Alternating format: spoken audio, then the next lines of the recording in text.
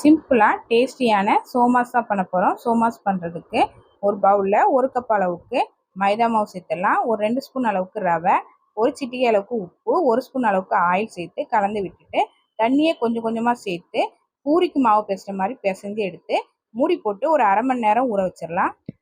ஒரு மிக்சி ஜாரில் அரை கப் அளவுக்கு சர்க்கரை, அரை கப் அளவுக்கு பொட்டுக்கடலை, 2 ஏலக்காய் சேர்த்து பவுடர் பண்ணி ஒரு பவுலில் மாற்றி வச்சிடலாம். அடுப்பில் பேன் வச்சு அரை கப் அளவுக்கு தேங்காய் தூளை சேர்த்து நல்லா வறுத்துட்டு நம்ம ரெடி பண்ணி வச்சிருக்கிற பொட்டுக்கடலை சர்க்கரையோடு சேர்த்து தேங்காய் தூளையும் சேர்த்து கலந்து விட்டுட்டு தனியாக எடுத்து வச்சிடலாம். ஒரு அரை மணி நேரம் மாவு நல்லா ஊறிடுச்சு.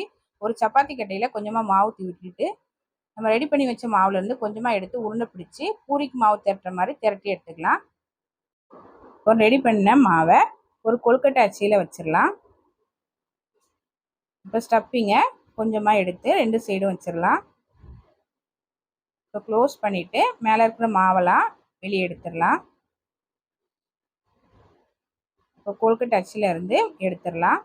இந்த மாதிரியே எல்லா மாவையும் ரெடி பண்ணி எடுத்துடலாம். இப்போ அடுப்பில் பேன் வச்சு எண்ணெய் ஊற்றி எண்ணெய் சூடானதும் ஒவ்வொன்றா எண்ணெயில் போட்டு பொரிச்சு எடுத்துக்கலாம். ஒரு சைடு வெந்ததுக்கப்புறமா திருப்பி போட்டுடலாம். 2 சைடும் நல்லா பொன்னிறமாக வர வரைக்கும் வேக வச்சு எடுத்துடலாம். ரொம்ப டேஸ்டான சோமாஸ் ரெடி. ட்ரை பண்ணி பாருங்கள்.